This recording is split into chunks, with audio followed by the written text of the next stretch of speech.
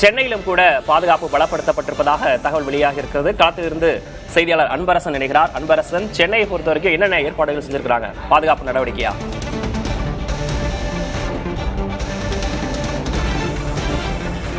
டெல்லி செங்கோட்டை அருகே நடந்த கார் விபத்து தொடர்பாக நாடு முழுவதும் மிகப்பெரிய ஒரு அதிர்ச்சியை ஏற்படுத்தியிருக்கிறது. இது தொடர்பாக சென்னை முழுவதுமே உஷார்படுத்தப்பட்டு தீவிர பலத்த சோதனையானது செய்யப்பட்டு வருகிறது. குறிப்பாக சென்னை காவல்துறை சார்பில் பல்வேறு நடவடிக்கைகள், முன்னெச்சரிக்கை நடவடிக்கைகள் எடுக்கப்பட்டுள்ளதாக சென்னை காவல்துறையானது தற்போது தெரிவித்திருக்கிறது. அது மட்டுமல்லாமல் தமிழக கடலோர பகுதிகள், அதே போன்று தமிழகத்தின் எல்லைப்புறங்களிலும் தீவிர வாகன சோதனைகள், அதே போன்று தீவிர பாதுகாப்பு சோதனையும் ஏற்பாடு செய்யப்பட்டிருப்பதாக தமிழக காவல்துறையானது தற்போது அறிவித்திருக்கிறது. இதன் ஒரு பகுதியாக சென்னையில் இருக்கக்கூடிய 12 காவல் மாவட்டங்களிலும் போலீசார் அதிகப்படுத்தப்பட்டு உஷார்படுத்தப்பட்டு தற்போது தீவிர வாகன சோதனைகள், அதே போன்று 12 காவல் மாவட்டங்களில் உள்ள பிரபல மால்கள், கோவில்கள், அதே போன்று பேருந்து நிலையங்கள், ரயில் நிலையங்கள் உள்ளிட்ட பல்வேறு பகுதிகளில் தற்போது தீவிர சோதனையானது மேற்கொள்ளப்பட்டு வருவதாக சென்னை காவல்துறை தெரிவித்திருக்கிறது. இந்த நிலையில் தான் தற்போது சென்ட்ரல் ரயில் நிலையத்தில் தற்போது நாம் இருந்து கொண்டிருக்கிறோம். இங்கு RPF, ரயில்வே பாதுகாப்பு படையினர் மற்றும் ரயில்வே காவல்துறையினர் இணைந்து ஒரு பாதுகாப்பு அந்த ஒத்திகையில் ஈடுபட்டு வருவதை நம்மால் பார்க்க முடிகிறது. குறிப்பாக இங்கு வரக்கூடிய பல நூறுக்கணக்கான பயணிகளையும் அவர்கள் தீவிரமாக சோதனை செய்த பின்பே உள்ளே அனுமதிக்கப்படுவதையும் நம்மால் காண முடிகிறது. இது மட்டுமல்லாமல்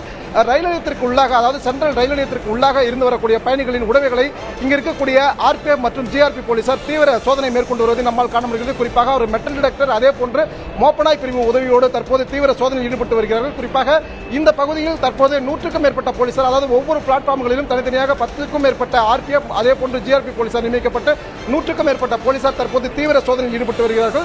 அந்த காட்சியை தான் நமது ஒளிப்பதிவாளர் திரு மகேஷ் அவர்கள் நேரலையில் காண்பித்துக் கொண்டிருக்கிறார். விக்னேஷ், அன்பரசன், சென்ட்ரல் ரயில் நிலையத்தில் 50-100க்கும் மேற்பட்ட காவல்துறையினர் சோதனையில் ஈடுபட்டிருக்கிறார்கள். பாதுகாப்பு பலப்படுத்தப்பட்டிருப்பதாக குறிப்பிட்டிருந்தீங்க. பொதுமக்களுக்கு ஏதேனும் காவல்துறை சார்பாக அறிவுறுத்தல் எதுவும் கொடுக்கப்பட்டிருக்காங்க?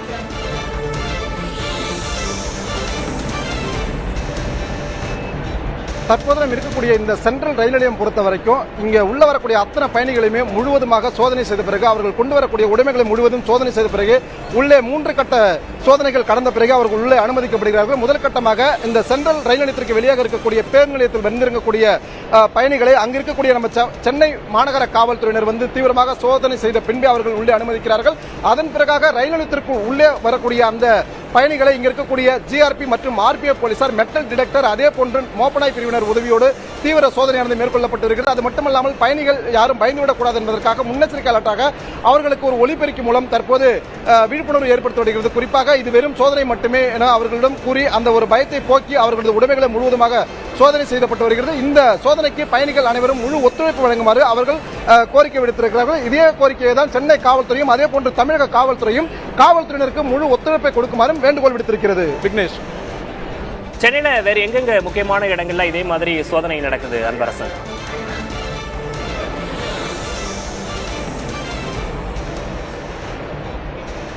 சென்னையை பொறுத்த வரைக்கும் பொதுமக்கள் அதிகமாக கூடும் இடங்கள், அதே போன்ற ரயில் நிலையங்கள், பேருந்து நிலையங்கள், அதே போன்று இருக்கக்கூடிய 12 காவல் மாவட்டங்களில் இருக்கக்கூடிய பிரபல மால்கள் உள்ளிட்ட பொதுமக்கள் அதிகமாக கூடக்கூடிய அனைத்து இடங்களிலும் போலீசார் பாதுகாப்பு தற்போது வழங்கப்பட்டிருக்கிறது.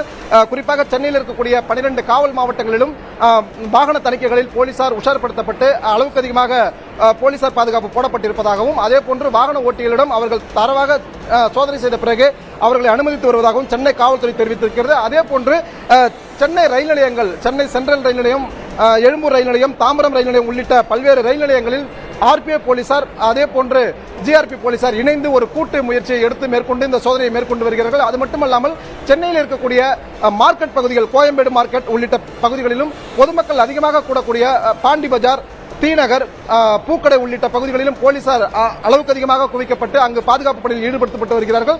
இது மட்டுமல்லாமல் சென்னையில் எங்கெங்கெல்லாம் பொதுமக்கள் அதிகமாக கூடுவார்கள், குறிப்பாக சென்னை மெரினா கடற்கரை, பெசன்ட் நகர் கடற்கரை உள்ளிட்ட பகுதிகளிலும் போலீசார் பாதுகாப்பு போடப்பட்டிருப்பதாகவும், அங்கு தீவிர சோதனைக்கு பிறகு அங்கு வரக்கூடிய மக்கள் அனுமதிக்கப்பட்டு வருவதாகவும் சென்னை காவல்துறையானது தற்போது தகவல் தெரிவித்திருக்கிறது. விக்னேஷ், சென்னையின் முக்கியமான இடங்கள் காவல்துறை ரோந்து பணிகளில் ஈடுபட்டிருக்கிறார்கள், சோதனையில் ஈடுபட்டிருக்கிறார்கள் என்ற விவரத்தை சொன்னீங்க. அடுத்தடுத்த விவரங்களுக்காக மீண்டும் தொடர்கிறோம். தற்போதைய விவரங்களுக்கு நன்றி அன்பரசன்.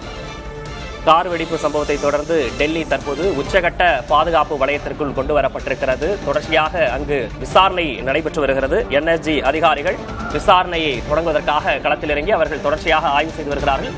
கூடுதல் விவரங்களை அங்க இருக்கக்கூடிய செய்தியாளர் ராஜுவிடம் கேட்கலாம். ராஜு, அந்த பகுதி என்பது வணிக வளாகங்கள் அதிகமாக நிறைந்த பகுதி அப்படின்றதையும் குறிப்பிட்டிருந்தீங்க.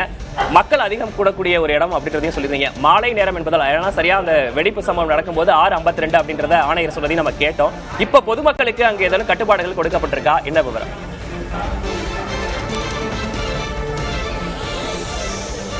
விக்னேஷ், அதாவது இந்த வெடி விபத்து நடந்த உடனடியாக இங்க இருக்கக்கூடிய பொதுமக்கள், இங்க இருந்த பொதுமக்களை இங்கிருந்து அப்புறப்படுத்தப்பட்டு முழுமையாக காவல்துறையினர் தங்களுடைய கட்டுப்பாட்டிற்குள் கொண்டு வந்திருக்கின்றார்கள்.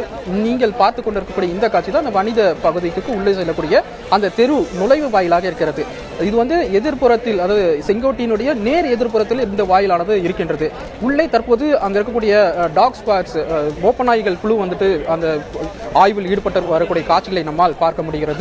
அதே போல காவல்துறையினுடைய உயர் அதிகாரிகளும் உள்ளே இருக்கிறார்கள். இந்த பகுதியில் ஏதேனும் தடயங்கள் கிடைக்கிறதா, இந்த வெடி விபத்துக்கான தடயங்கள் கிடைக்கிறதா என்பதை சோதனை செய்து வரக்கூடிய காட்சிகளை நம்மால் பார்க்க முடிகிறது.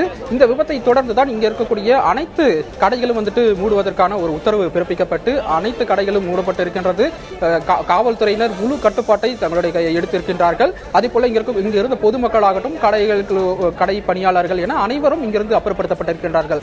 இது குறிப்பாக இந்த சாலையில் அமைந்திருக்கக்கூடிய முழுமையான 2-3 கிலோமீட்டர் தொலைவிலான இருக்கக்கூடிய அந்த பகுதியில் இருக்கக்கூடிய அனைத்து கடைகளுமே மூடப்பட்டு இங்கிருந்து பொதுமக்கள் அப்புறப்படுத்தப்பட்டிருக்கின்றார்கள்.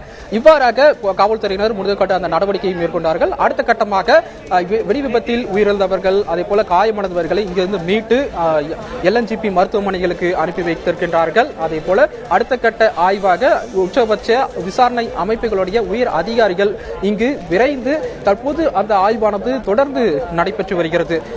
விக்னேஷ், இந்த நிமிடத்தில் இன்னொரு மிக முக்கிய ஒரு விஷயத்தையும் குறிப்பிட விரும்புகிறேன். இன்று காலை நமக்கு தெரியும் ஹரியானா மாநிலம் ஃபரிதாபாத் என்ற பகுதியில் 350 கிலோ வெடிப்பொருளானது கண்டுபிடிக்கப்பட்டிருந்தது. அதே போல AK-47 துப்பாக்கி பறிமுதல் செய்யப்பட்டு ஒருவர் கைது செய்யப்பட்டிருந்தார். அவர் யார் என்றால் காஷ்மீர் பகுதியில் தீவிரவாதத்திற்கு ஆதரவாக செயல்பட்டு வந்த மருத்துவர் ஒருவரை காஷ்மீர் காவல்துறையினர் கைது செய்தனர்.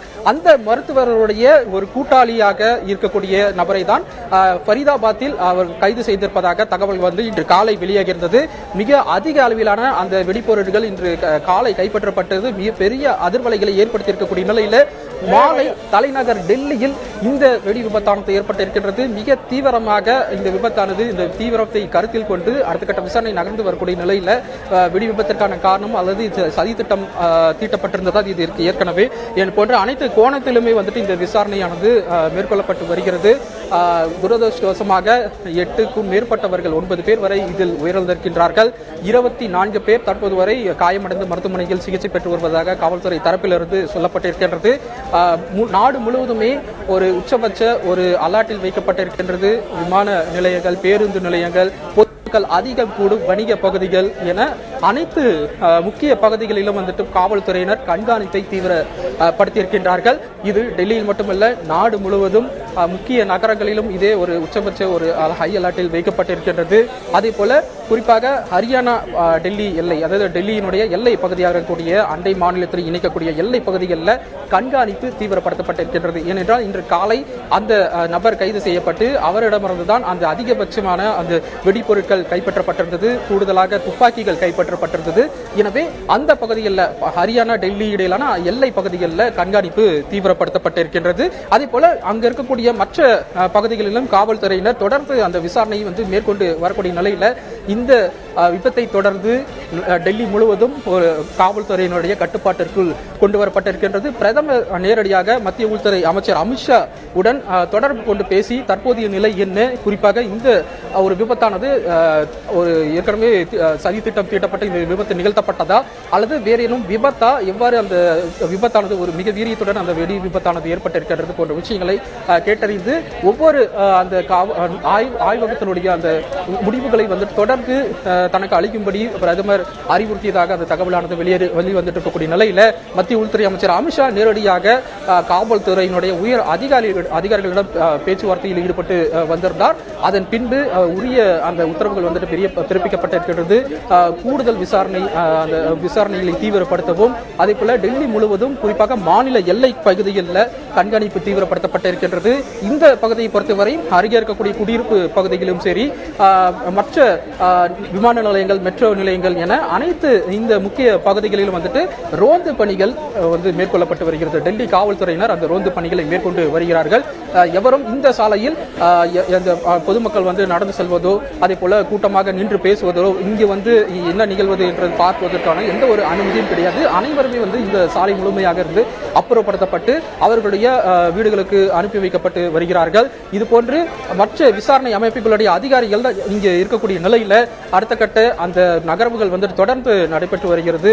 அருகே இருக்கக்கூடிய ஆதாரங்கள், அந்த ஆதாரங்களை சேகரித்தும் அதன் மூலமாக இந்த வெடி விபத்திற்கான காரணத்தை கண்டறிவதற்கான ஒரு நடவடிக்கையில் விசாரணை அமைப்பு அதிகாரிகள் ஈடுபட்டு வருகிறார்கள். அதே போல மத்திய அமைச்சர்களும் பிரதமர் வந்து நேரடியாக அவர்கள் இந்த என்ன நடக்கிறது, விசாரணையினுடைய அடுத்தடுத்த கட்ட நகர்வுகளை வந்துட்டு கேட்டறிந்து வரக்கூடிய நிலைதான் தற்போது இங்கு நிலவுகிறது. விக்னேஷ், ராஜு, நீங்க இணைப்பேருக்கு நம்ம தொடர்ந்து பேசலாம்.